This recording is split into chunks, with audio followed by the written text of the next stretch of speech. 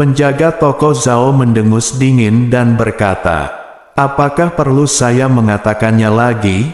Keluar dari balai 100 ramuan sekarang, atau saya tidak keberatan memanggil seseorang untuk mengusir Anda.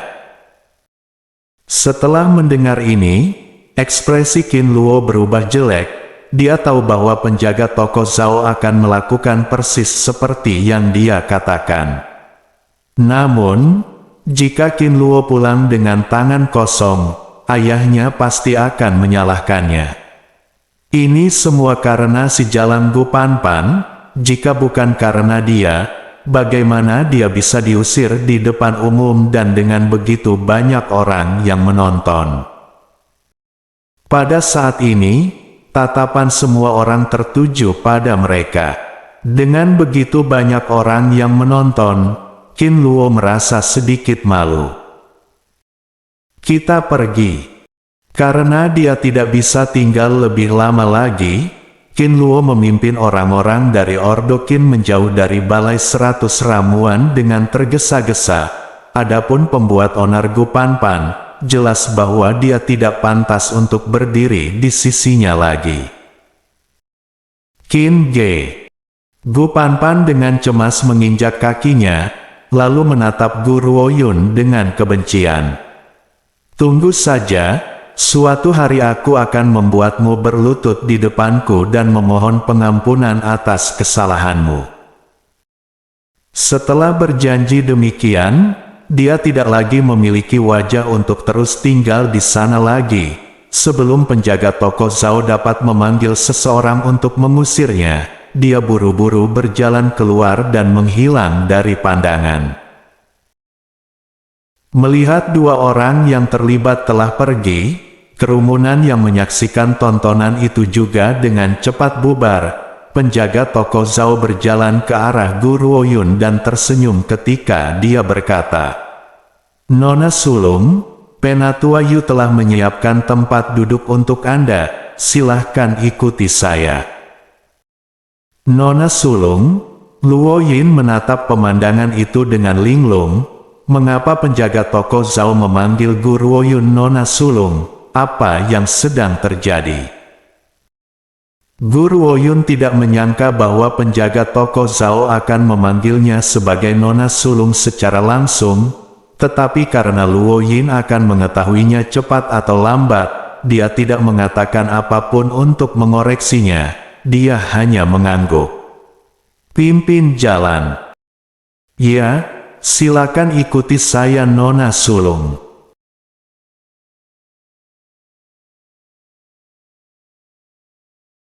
Sekte yang menghadiri pelelangan ini berada di tingkat ketiga dan di atasnya. Meskipun mereka disebut sekte tingkat ketiga, kekuatan mereka setidaknya satu tingkat di atas sebuah negara. Dengan demikian, bangsawan arogan yang biasanya suka menyombongkan banyak koneksi mereka dengan orang-orang kuat, hanya bisa diam dan masuk ke aula yang ramai tanpa mengeluh. Tiba-tiba sosok yang menakjubkan mencuri perhatian semua orang. Dia berpakaian serba pink. Membawa kipas di tangannya, dengan wajah seperti bunga persik, mata seperti bulan, dan bibirnya tersenyum, matanya yang sedikit menyipit menyapu kerumunan. Setelah melihat Gu Ruoyun mengikuti penjaga toko Zhao ke dalam ruangan pribadi di aula lelang, dia menunjukkan senyum manis. Chen Gege, tunggu aku, tidak mudah bagiku untuk datang ke sini dari negara Vermilion Bird, kenapa kamu tidak mau berbicara denganku? Tiba-tiba suara teguran terdengar dari belakang pria itu, membuatnya mengerutkan alisnya yang tampan tanpa sadar, wajahnya menunjukkan ketidaksabaran yang jelas. Ini bukan tempat untukmu, cepat kembali ke negara Vermilion Bird dan berhenti menggangguku. Zuo Sanchen melirik gadis yang juga berpakaian pink di belakangnya, nadanya jelas mengungkapkan ketidakbahagiaannya. Chen Gege. Susu mengulurkan tangannya, berpikir untuk meraih kerah Zuo Shangchen, namun sebelum dia bahkan bisa menyentuhnya, yang lain sudah mendorong tangannya dengan jijik, suaranya dingin dan tidak ada kehangatan sama sekali. Susu, kamu tahu aku tidak suka orang menyentuhku. Susu tercengang, matanya yang besar seperti kristal menahan air mata saat dia dengan sedih berkata, Chen Gege, aku mendengar bahwa kamu melindungi seorang wanita di sini di negara Azure Dragon, dan bahwa dia hanyalah sampah prajurit bela diri tahap awal. Bagaimana Susu tidak dapat bersaing dengannya? Wanita itu tidak bisa menandingiku baik dalam latar belakang keluarga atau dalam kekuasaan. Aku bahkan datang jauh-jauh ke negara Azure Dragon untukmu Chen Gege. Mengapa Chen Gege tidak mau melihat Susu? Tidak ada sedikit pun humor di wajah Zuo Shangchen. Matanya menyapu sosok gadis itu dengan dingin sebelum dia berbicara dengan acuh tak acuh. Susu, dia bukan seseorang yang bisa kamu tandingi. Kamu sebaiknya tidak menyinggung perasaannya karena aku tidak akan bisa melindungimu. Tatapan Susu membawa keheranan, dia melihat ke arah Zuo Shangchen dengan tidak percaya, matanya membawa kesedihan. Chen Gege, kamu selalu melindungiku sejak kita masih muda. Tapi sekarang kamu memperingatkanku karena wanita lain. Jika aku melakukan kesalahan, bisakah kamu memberitahuku? Aku akan berubah. Tidak, kamu tidak salah sama sekali. Zuo Shangchen menggelengkan kepalanya, dan menyingkirkan kipas bulunya saat dia berkata, tapi di hatiku kamu akan selalu menjadi adik perempuanku. Bahkan jika aku memperlakukanmu sebagai adik perempuan, aku harap kamu tidak akan terlalu dekat denganku. Saat ini aku sedang memikirkan keselamatanmu, jangan memprovokasi dia, kamu tidak akan bisa menanggung konsekuensinya. Adik perempuan? Tidak, dia tidak ingin menjadi adik perempuannya, dia ingin menjadi istrinya.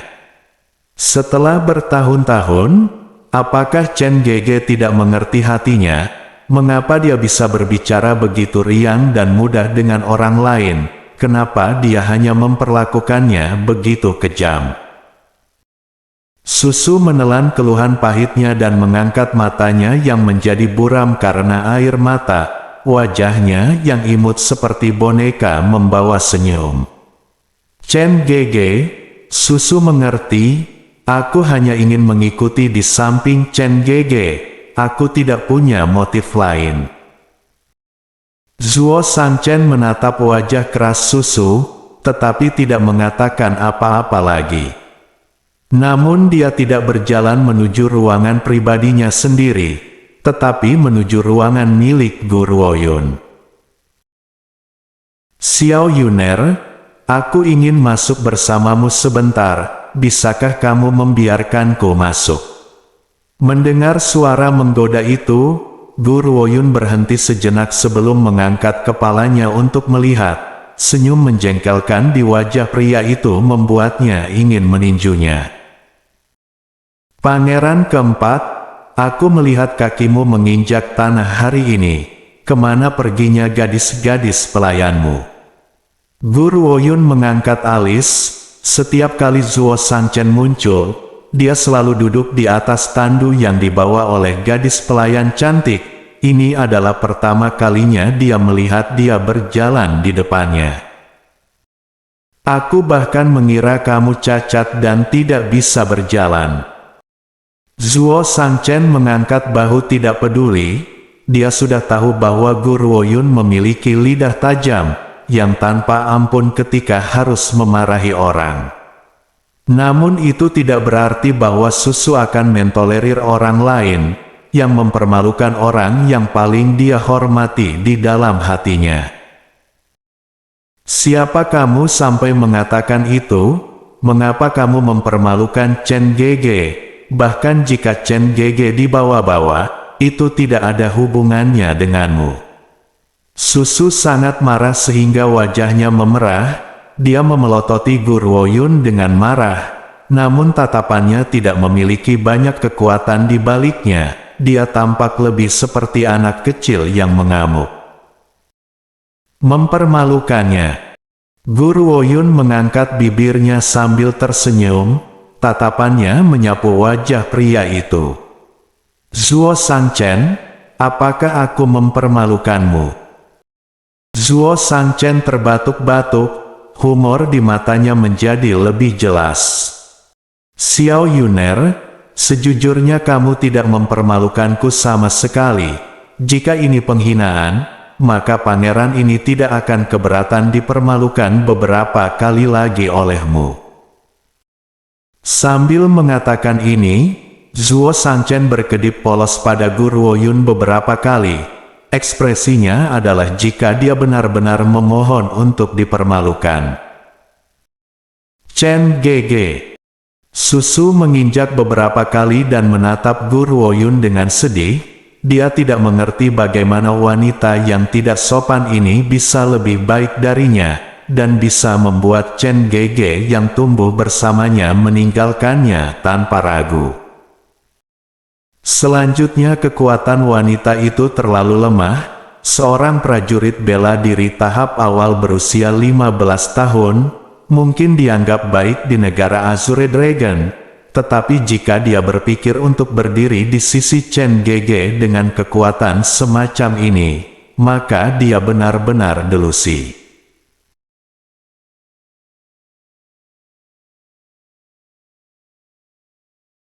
Semuanya, terima kasih telah datang dari jauh. Selamat datang di lelang balai 100 ramuan kami. Pada saat inilah suara tua penatua Yu terdengar dari luar ruangan pribadi. Nada suaranya membawa kegembiraan yang jelas. Anda tahu apa yang kami lelang hari ini?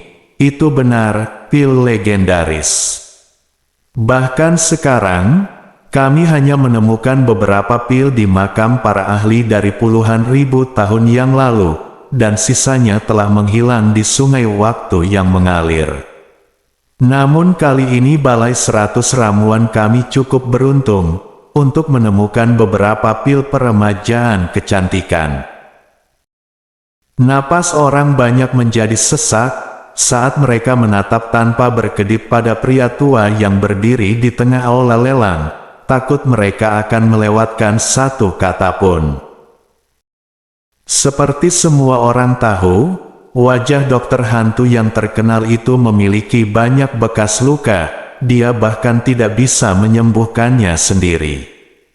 Namun, balai 100 ramuan kami menguji pil pada dokter hantu, dan berhasil menyembuhkan semua luka di wajahnya.